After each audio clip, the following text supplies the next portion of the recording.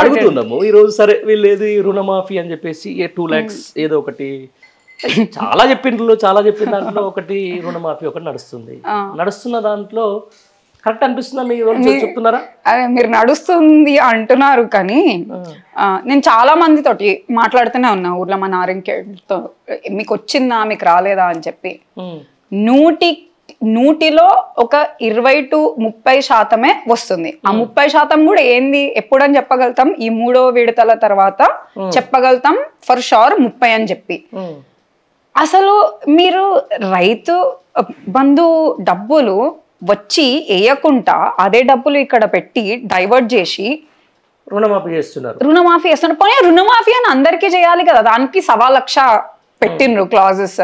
ఫ్యామిలీలో ఒక్కొక్కకే అని చెప్పి ఫ్యామిలీలో మళ్ళీ చిచ్చులు, ఇట్లానే ఫ్రీ బస్ ఇచ్చి మహిళల మధ్యలో చిచ్చులు పెట్టినట్ల కుటుంబాలలో చిచ్చులు పెడుతున్నారు.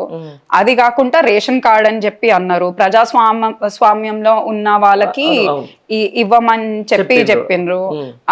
గవర్నమెంట్ ఎంప్లాయీస్ కి లేదు ఈ స్కీమ్, ట్యాక్స్ పేయర్స్ కి లేదు.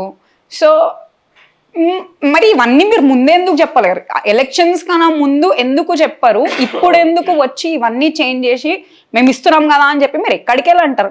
చూస్తున్నాను బ్యాంకర్ సంతోషపడుతుండ్రు, రైతులు సంతోషపడుతుండ్రు, ఎవరు సంతోషపడ్డారు? ఎక్కడికి వెళ్ళి ఎవరు సంతోషపడ్డారు? నేనైతే ఎవరిని చూస్తలేనే సంతోషపడినట్లా. చిచ్చులు ఇంకెక్కువ అవుతున్నాయి, ఇచ్చింది కూడా మీ సరిగ్గా అప్పుంటా ఇంకేంది, వాళ్ళ డబ్బులే తిని వాళ్ళకే ఇచ్చి మేము ఇచ్చినామని చెప్పి ఉన్నట్టుంది.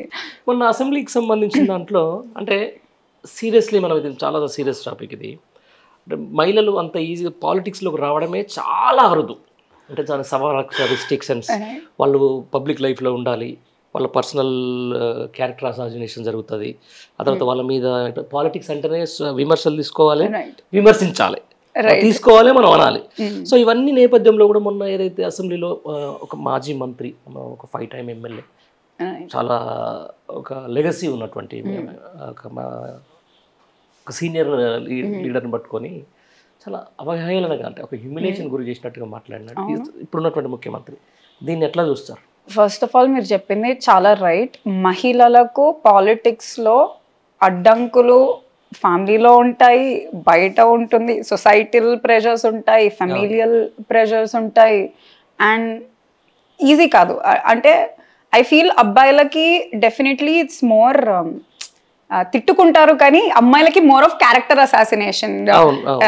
ఆ అమ్మాయి అక్కడ వెళ్ళింది, ఇక్కడ ఏదో ఒకటి చేసి అమ్మాయిని తక్కువ చిన్న చూపు చూడడంలోనే ఎక్కువ ఉంటుంది. లేకపోతే పెళ్లి చేసుకుని వెళ్ళిపోయే అమ్మాయి, ఈ అమ్మాయికి ఎందుకు పాలిటిక్స్, ఎందుకు ఇంట్లో ఉండి వంట చేసుకోకుంటే ఎందుకు బయటకు వస్తున్నారు, పెళ్ళి ఎప్పుడు చేసుకోరు, ఇట్లాంటివన్నీ ప్రతిరోజు వినేటివే ఇంట్లో నుండి బయట నుండి. రైట్? సో డెఫినెట్లీ ఒక స్ట్రాంగ్గా ఉండాలి for women to enter in to politics.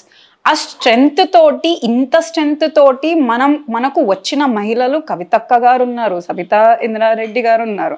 ఈ సిచ్యువేషన్స్ మనం ఇన్స్పిరేషన్ గా తీసుకుందామని చెప్పి వాళ్ళకి చూస్తే కవితక్క గారినేమో వెళ్ళి జైల్లో వేస్తారు, సబితా ఇంద్రారెడ్డి గారినేమో అవమానపరుస్తారు. అసలు ఏమనుకుంటుంది కాంగ్రెస్ పార్టీ? బయటేమో చెప్పడం ఎట్లా చెప్తున్నారు, రాహుల్ గాంధీ ఏం చెప్తారు, మేము ప్రో ఉమెన్ ఎంపవర్మెంట్, మాకు ఉమెన్ అంటే ఫుల్ ఇష్టం అని చెప్పి చెప్తారు. మరి మీరు అక్కడ వచ్చి అసెంబ్లీలో అందరి ముందు మీరు ఎట్లా మాట్లాడగలుగుతారు సబితా ఇంద్రారెడ్డి గారి గురించి? ఏం ఉద్దేశించి మాట్లాడినరు? మరి పోనీ మీరు చెప్పింది నిజం కూడా కాదు, ఇంత బీఆర్ఎస్ పార్టీ లో పాయింట్ లో కూడా సబితా ఇంద్రారెడ్డి గారు ధైర్యంగా మనతో పాటు కలిసి అడుగులు వేస్తుంటే మీరు జీర్ణించుకోలేక చేసిన వాక్యాలు ఇవి. దాన్ని ఉమెన్ ని మీరు అనడం మానేయాలి.